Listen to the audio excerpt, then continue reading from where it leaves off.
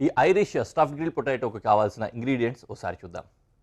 Potatoes కావాలి obviously, అంటే బంగాళదుంపలు, కొంచెం చీజ్, దాంతోపాటుగానే నిమ్మకాయ, వెల్లుల్లి, కారం పొడి లేకపోతే పెప్రికా పౌడర్, అలాగే చికెన్ కొద్దిగా, ఉల్లికాడలు, కొద్దిగా క్రీమ్.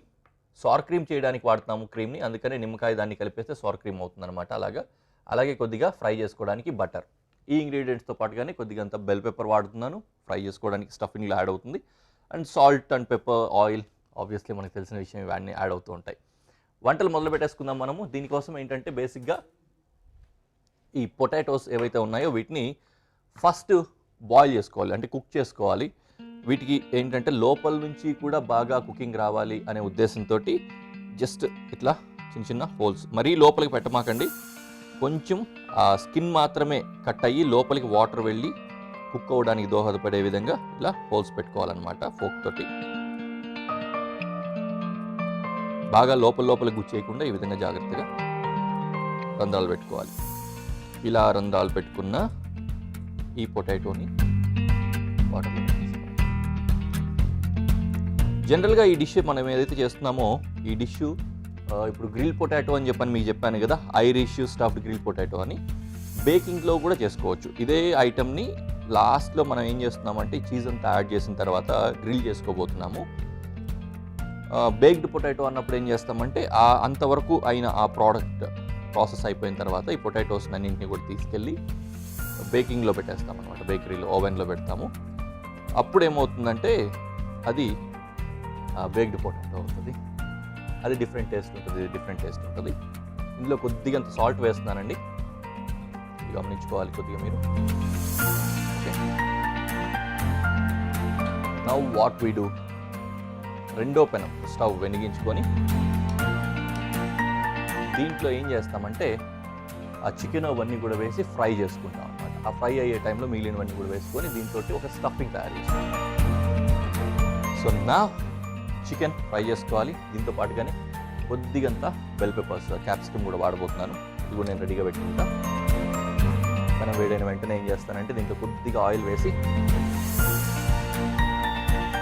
ఆయిల్ ఒక్కటే సరిపోకుండా ఉంటుంది, ఫ్లేవర్ కోసం, టేస్ట్ కోసం బటర్ కూడా కావాలి, అందుకని కొద్దిగా బటర్ కూడా యూస్ చేస్తాను. సో ఆయిల్తో పాటుగానే కొద్దిగంత బటర్ కూడా వేసుకుంటున్నాను, మంచి ఫ్లేవర్ రావడం కోసం. అదనమాట. ఇందులో చికెన్ వేసి గ్రిల్ చేసుకుంటాను.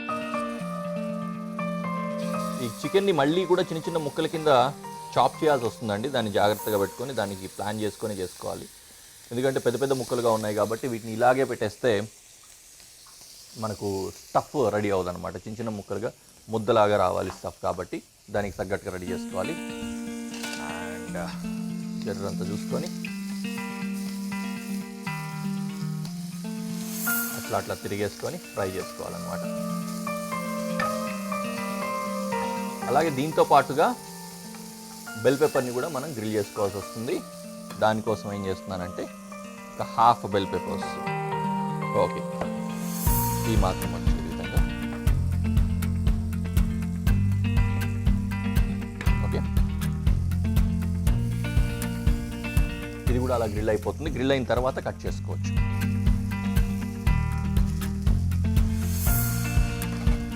ఇది ఇలా అవుతూ ఉంటుంది.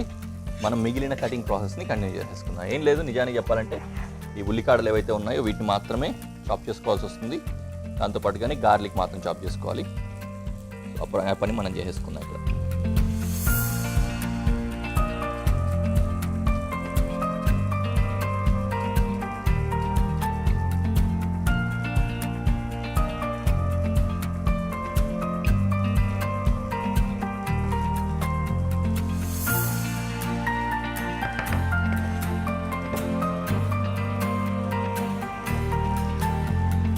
అలాగే వెల్లుల్లి కూడా నేను కట్ చేసుకుంటాను.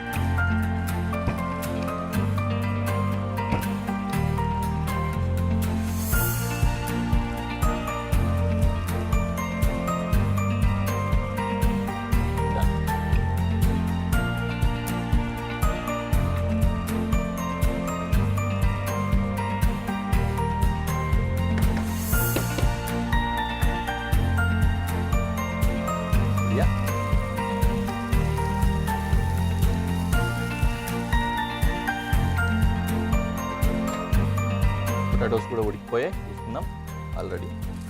వీటిని పక్కకు తీసుకొని కొద్దిగా చల్లారిన తర్వాత స్కూప్స్ తయారు చేసుకోవాలన్నమాట.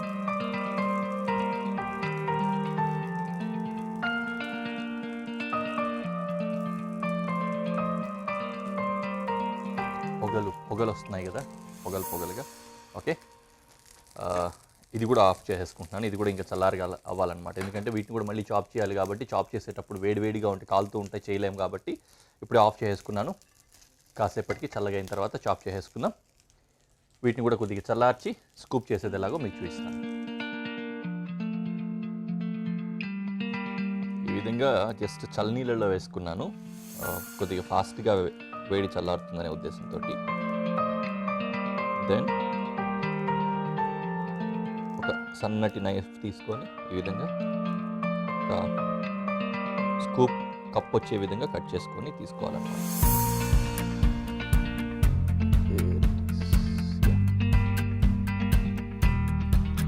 ఇంకా సరిపోలేదు కాబట్టి మనకు కావాలనుకున్నట్లయితే జస్ట్ ఒక స్పూన్తో మరింత గొంత వచ్చే విధంగా ఇట్లా స్కూపింగ్ చేసుకోవచ్చు.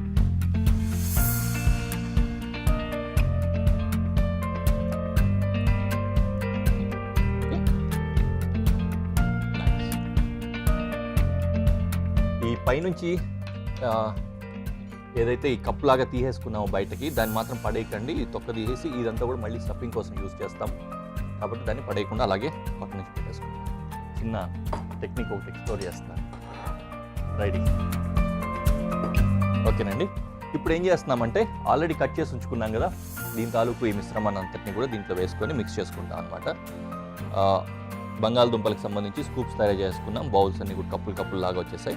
ఆ తర్వాత ఈ స్ప్రింగ్ ఆనియన్స్ అంటే ఉల్లికాడలు దాంట్లో మిక్స్ చేసుకుంటున్నాను. తర్వాత గార్లిక్ చాప్ చేసుకున్నాను కదా, అది కూడా దీంట్లో మిక్స్ చేసుకున్నాను. దీంతో పాటుగా ఏంటంటే ఈ బంగాళదుంపలోంచి స్కూప్ చేసినది లేకపోతే పైనుంచి కప్పులాగా తీసుకున్నాం కదా, దాంట్లో తాలూకు అంతటిని కూడా ఆల్రెడీ మ్యాష్ చేసుకొని ముద్దలాగా వచ్చే విధంగా కట్ చేసుకోవాలన్నమాట. ఓకే, దీనంతటిని కూడా ఈ బంగాళదుంప మిక్సింగ్ బౌల్లో వేసుకోవాలి.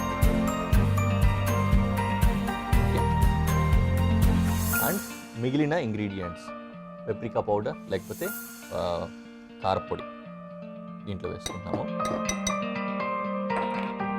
కొద్దిగంత సాల్ట్ కూడా వేస్తాం. ఓకే, సాల్ట్ పడింది. దీంతో పాటు ఏంటంటే ఇప్పుడు చికెన్ ఆల్రెడీ ఫ్రై చేసుకున్నాము, కొద్దిగా చల్లారింది, ఇప్పటికి కాలుతుంది, but I will manage somehow. దీన్ని కూడా ఏంటంటే చిన్న చిన్న ముక్కలుగా వచ్చేలాగా కట్ చేసుకొని దాంట్లో యాడ్ చేయాలన్నమాట. ఈ పూర్ణాలు ఇలాంటివి గుర్తొస్తుంటాయి స్టఫింగ్ అంటే మనకు. కాకపోతే ఎప్పుడు ఏ స్వీట్స్కో వెజిటేరియన్ డిషెస్లో స్టఫింగ్ కింద వాడడం చూసాం, కానీ చికెన్ని స్టఫింగ్ అయినా వాడడం అనేది మాత్రం మన దగ్గర బాగా అరుదుగా ఉంటుంది కదా, అనే చేస్తున్నాం. ఇందులో ఇప్పుడు కట్ చేసుకున్న చికెన్ కూడా యాడ్ చేస్తున్నాం. ది సేమ్ టైం క్యాప్సికమ్ని కూడా బాగా రఫ్ చాప్ చేసుకొని దాన్ని కూడా యాడ్ చేస్తాం అన్నమాట.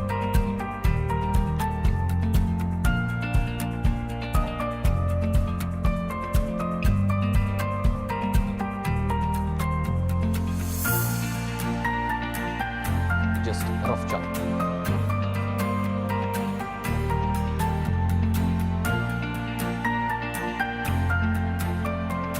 క్యాప్సికమ్ కూడా దీనికి యాడ్ చేస్తాం. మొత్తం కలవాల్సిన మిశ్రమాలన్నీ కలిసిపోయాయి కదా, దీన్ని బాగా పొటాటో అంతా మ్యాష్ అయిపోయే విధంగా ఇట్లా కలిపేసుకొని చక్కటి ముద్దలాగా తయారు చేసుకోవాలి.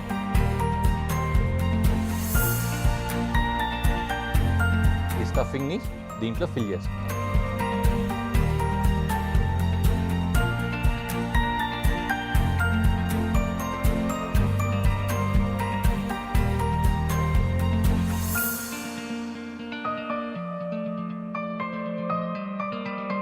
ఓకే, దీని తర్వాత దీనిపై నుంచి చీజ్ లేయర్ ఫిల్ చేసేస్తాను.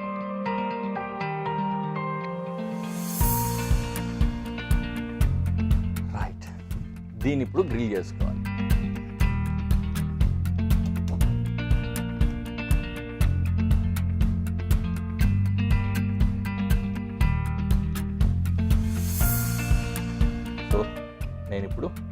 ప్యానెల్లో పెట్టేసుకుంటాను. దీనికి కొద్దిగా గ్రీజింగ్ కావాల్సి వస్తే ఆల్రెడీ మనం కొద్దిగా బటర్ మిగిల్చుకున్నాం కాబట్టి ఆ బటర్ని యాడ్ చేసుకోవచ్చు.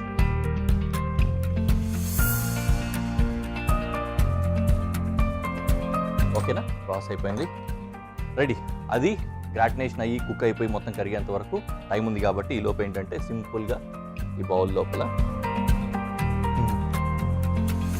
ఇది థిక్ క్రీమ్, మామూలు క్రీమ్ అండి ఇది. ఆ క్రీమ్లో జస్ట్ లెమన్ యాడ్ చేస్తే సార్ క్రీమ్ అయిపోతుంది. ఆ సార్ క్రీమ్ని దానికి డిప్ కోసం రెడీ చేసుకుంటాను అనమాట.